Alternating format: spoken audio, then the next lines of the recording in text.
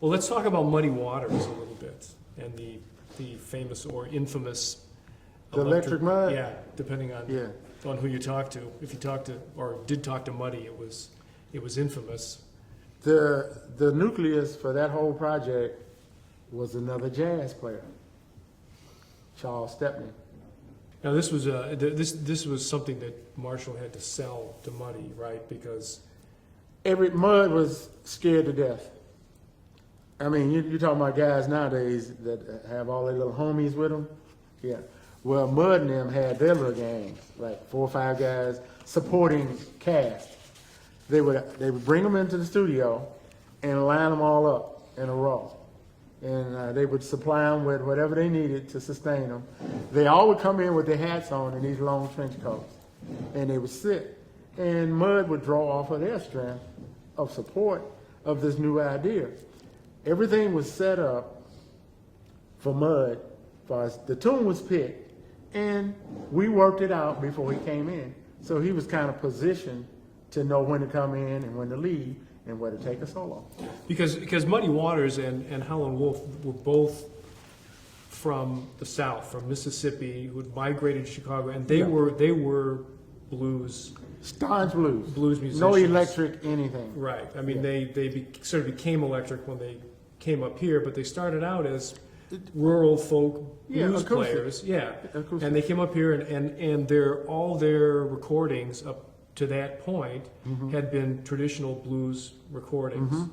And so this was a sort of a really had to be sold to them by Marshall Chess, who wanted to sort of bring them back to a wider audience, and he had that sub-label of Chess called Cadet that he formed to sort of put these things out, and so it was his idea to kind of, in a way, repackage them. Yeah, they had no idea marketing-wise where this was going. But it got to a point when we started recording, they did actually start laughing. Because they laughed because they said, oh, gee, I sound like some of them rock and roll players, them guys that make all the noise, They loved it.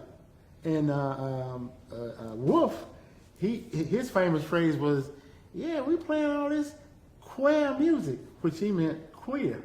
Because it had all these twanging guitars, because you had Roland Faulkner, jazz player.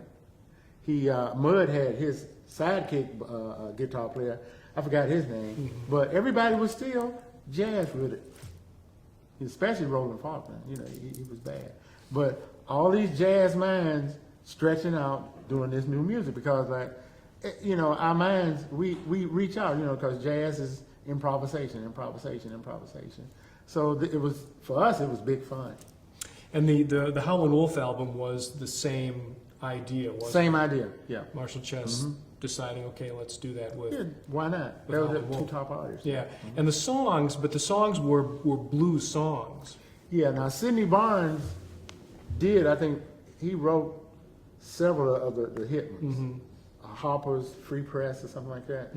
The rhythms, we worked those rhythms out ourselves with Charles Stepney.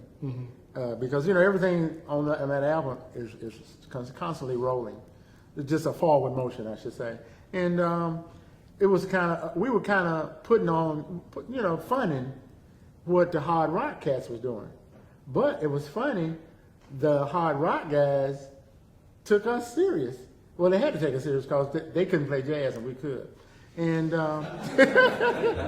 they admired that. It was like they were flattered. But it got flattered to the point of like, oh, they're kind of serious. Because we kept on doing it. So we enjoyed ourselves. So you're a group of jazz musicians playing rock music with a blues artist. Exactly. And becoming that chef, becoming that artist, Now, when those albums were done with both Muddy and Howlin' Wolf, they weren't happy with the outcome at first, were they? Well, we were probably scared of peer pressure.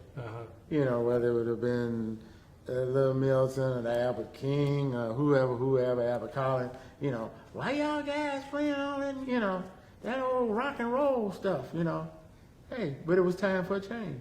It's like when gospel finally made a crossover from gospel to pop. The beats are the same now, you know. But after it was done, they loved it because booking wise, here they come, Germany, Europe, France, Japan, with this new sound. Plus, they still play the old stuff, and a whole new audience.